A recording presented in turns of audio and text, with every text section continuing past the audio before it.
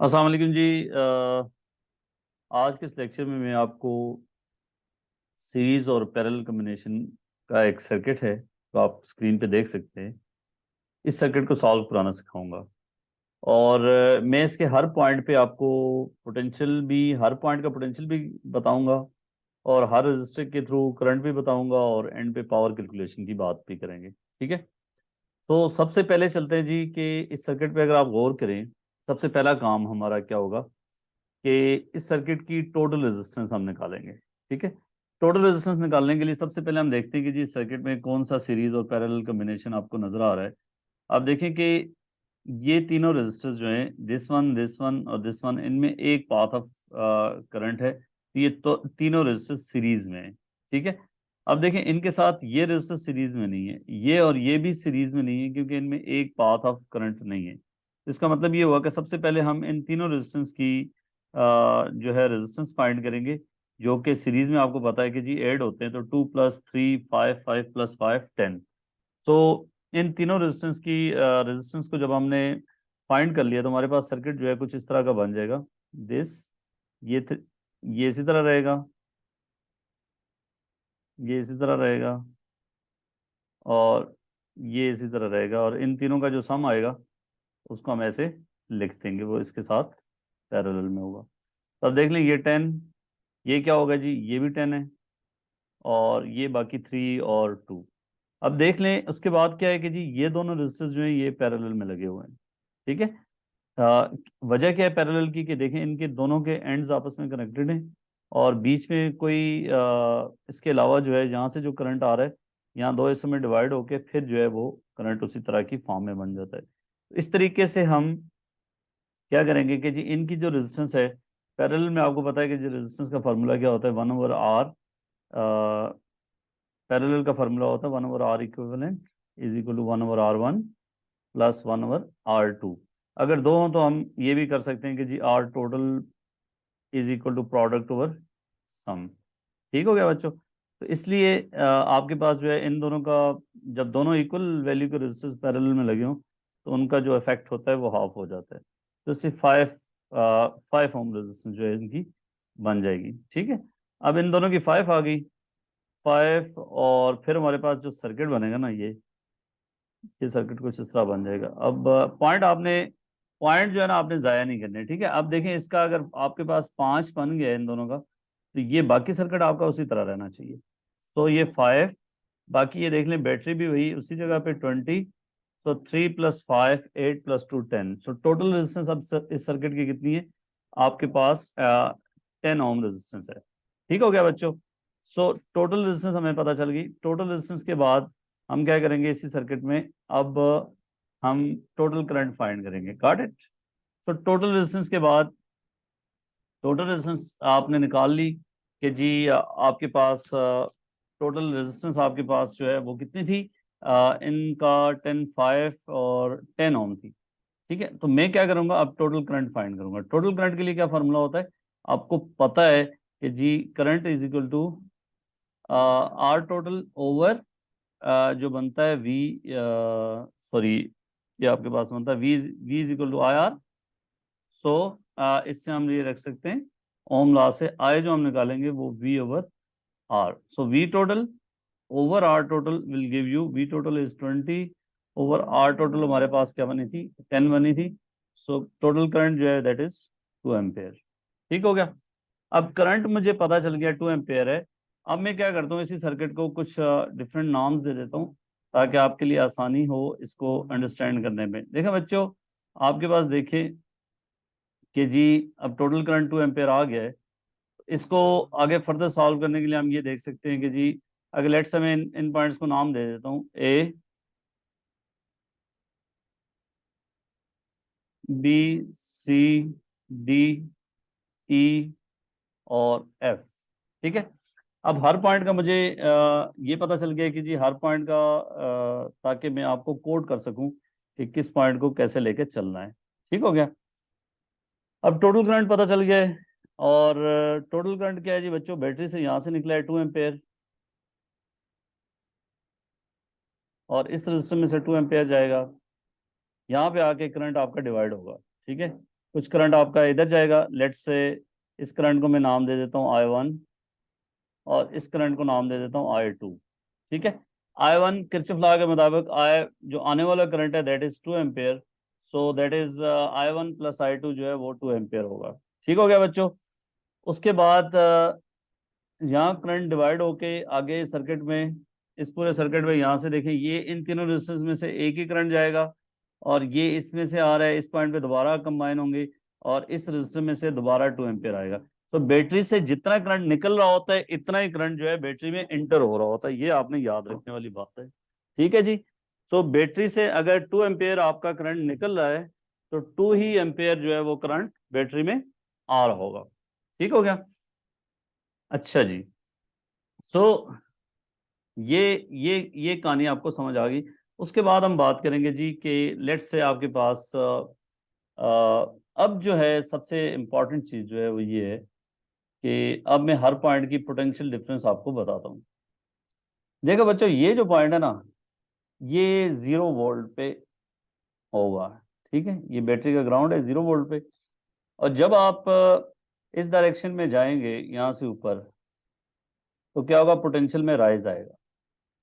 तो point A पे जो पोटेंशियल होगा वो 20 वोल्ट होगा। ठीक है, बैटरी ने सबको सप्लाई करना है, तो पॉइंट पॉइंट ए पे आपके पास पोटेंशियल डिफरेंस जो है वो 20 वोल्ट है। अब देखो बच्चों, अगर इस रजिस्टर के अक्रॉस आप जा रहे हो, आप करंट की डायरेक्शन में जाते हो ना, तो क्या होता है, पोटेंशियल ड्रॉप होता है। ठीक है, ए का पोटेंशियल जो है वो ज्यादा है, बी पे पोटेंशियल जो है वो कम है, क्योंकि 3 वोल्ट के अक्रॉस पोटेंशियल ड्रॉप हो जाएगा। ठीक है, और अब देखें V इज इक्वल टू बच्चों क्या होता है, IR। सो ड्रॉप अक्रॉस 3 ओम जो होगा वो होगा, current is 2 ampere, 2 multiply by 3, 6 volt इसके अक्रॉस ड्रॉप होगा। ठीक है, 6 वोल्ट अगर ड्रॉप हो गया है तो इसका मतलब क्या होगा कि पॉइंट बी पे जो पोटेंशियल होगा उसको ऐसे हम लिख सकते हैं, potential at point A minus the potential drop that is equal to IR। ठीक है, ये ड्रॉप है। अगर आप करंट की डायरेक्शन में जा रहे हैं ना तो पोटेंशियल ड्रॉप होता है। यहाँ पे 6 और बच्चों ये अगर आपके पास है 20 माइनस, यहाँ ड्रॉप आपके पास है 6 है, तो 14 वोल्ट होगा इसके अक्रॉस। सो इस पॉइंट पे जो पोटेंशियल है दैट इज 14 वोल्ट और यहाँ पे पोटेंशियल 20 वोल्ट। अब आगे देखते हैं जी। आगे बच्चों देखो कि जी अब मुझे देखना है कि जी इस रजिस्टर के अक्रॉस जो पोटेंशियल ड्रॉप है वो कितना है।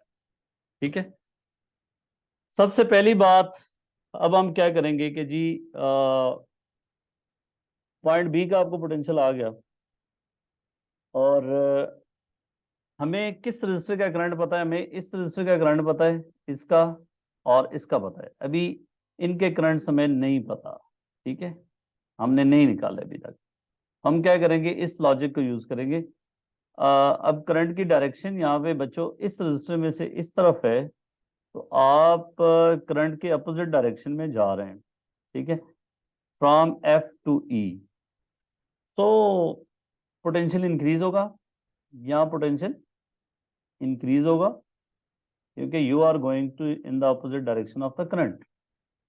तो पोटेंशियल ड्रॉप कितना है अक्रॉस 2 ओम, वो हम निकाल सकते हैं, that is 2 time two 4 volt इसके अक्रॉस ड्रॉप है। ठीक है, तो अगर 4 वोल्ट इसके क्रॉस ड्रॉप है, ये 0 है, तो इसका मतलब क्या हुआ कि यहाँ पे पोटेंशियल जो होगा, पोटेंशियल एट ई, एक सेकेंड इसको मैं वो कर देता हूँ।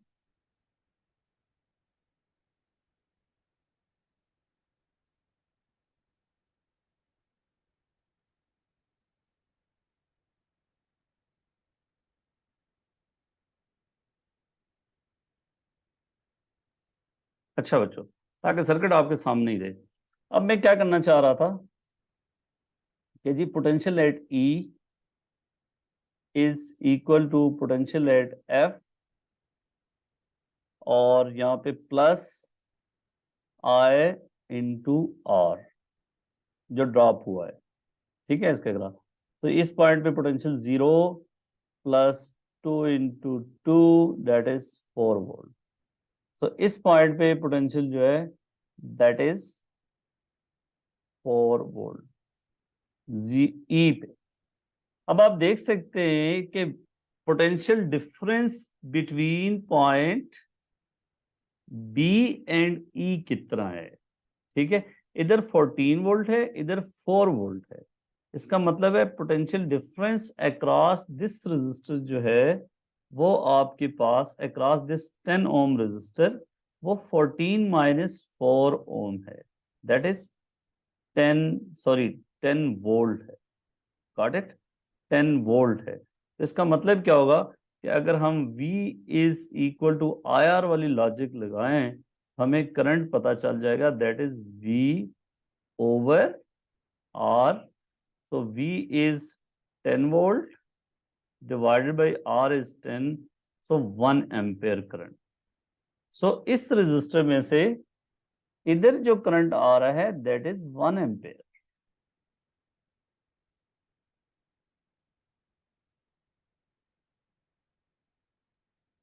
1 एम्पेयर। तो इसका आपको करंट पता चल गया। और यहां से कितना करंट आ रहा था आपके पास? 2 एम्पेयर। अब आप इस पॉइंट पे हैं, इस पॉइंट पे किरचॉफ फर्स्ट लॉ इस्तेमाल करें कि आने वाला करंट इज इक्वल टू जाने वाला करंट। तो इस पॉइंट पे, पॉइंट बी पे इनकमिंग करंट कितना है बच्चों? 2 एम्पेयर। और इधर करंट कितना आ रहा है? 1 एम्पेयर। इसका मतलब क्या हुआ? यहाँ पे करंट कितना है? 1 एम्पेयर, ठीक है। अब हमें पता चल गया करंट 2 ओम से, 3 ओम से, इससे, इससे, इससे, इन सारों से करंट 1 एम्पेयर जाता है, ठीक है। ओके जी। सो अगर 1 एम्पेयर करंट इनमें से जाता है ना बच्चों, तो अब हम पोटेंशियल बाकी पॉइंट्स का ड्रॉप हम इजीली निकाल सकते हैं, ठीक है।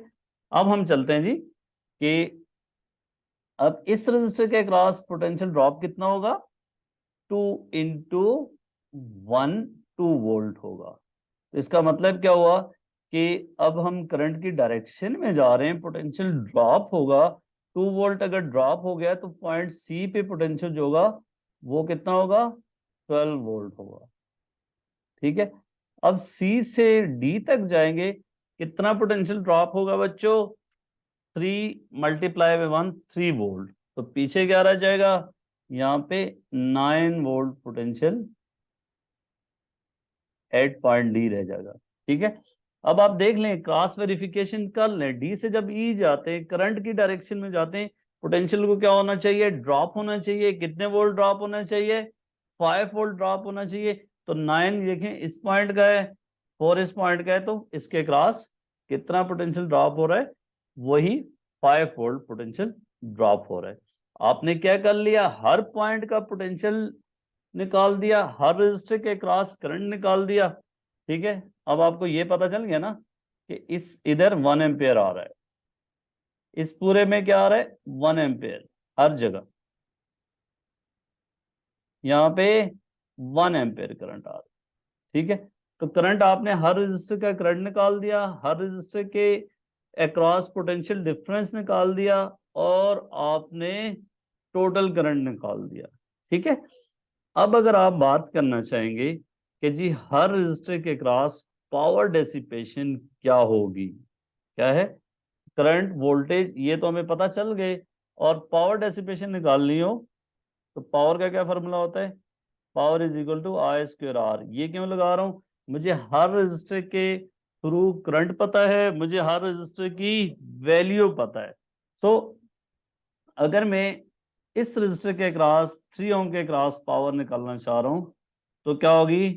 Power across 3 ohm that is I²2 square multiply by R that is 3, ठीक है। सो 4 3 12 वॉट ये रजिस्टर पावर डेसिपेट करोगा, कितनी? 12 वॉट।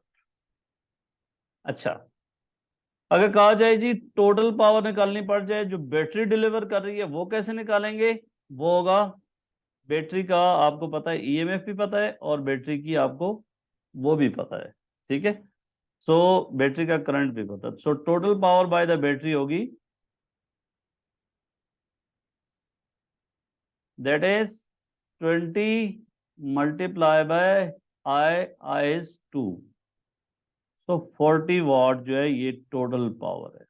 अब इसका मतलब क्या होगा कि अगर 40 वॉट टोटल पावर है जो डिलीवर्ड बाय द बैटरी है, हर रजिस्टर के क्रॉस पावर आप निकालें और उनको सम करें, रजिस्टर जो पावर डिसिपेट कर रहा है, तो उनको जब आप सम करेंगे तो वो total power delivered by the battery के बराबर होनी चाहिए। ठीक है, अब आपने इस रजिस्टर के, ये जो रजिस्टर पावर डिसिपेट कर रहा है ये आपको पता चल गई। अब हम निकालना चलें जी इस रजिस्टर के, ये जो डिसिपेट कर रहे हैं करंट इसमें से 1 है, और 1 स्क्वायर इंटू 10, तो ये बच्चों कितने कर रहा है 10 वॉट। ठीक है, ये 10 वॉट। ये कितना कर रहा है ऊपर वाला 2 वॉट। ये कितना कर रहा है 3 मल्टीप्लाई बाय I1 3 वॉट। ये कितना डेसिपेट कर रहा है 5 वॉट। ये कितना कर रहा है 2 ओम। 2 मल्टीप्लाई बाय I स्क्वायर। इस रजिस्टर में से करंट कितना है, दैट इज 2 स्क्वायर 4 2 8 वॉट। अब सारों को ऐड कर लें, 8 प्लस इन दोनों को सम करें तो क्या बनेगा 20 plus 2 22 plus 3 25 plus this 30 plus this 10 40। तो टोटल पावर भी पता चल गई और हर रजिस्टर के क्रॉस पावर डिसिपेटेड भी पता चल गई और हर रजिस्टर के थ्रू करंट भी पता चल गया और हर पॉइंट पे पोटेंशियल भी पता चल गया। ठीक है, तो इस तरीके से आपने इस तरह के सर्किट्स को सॉल्व करना है।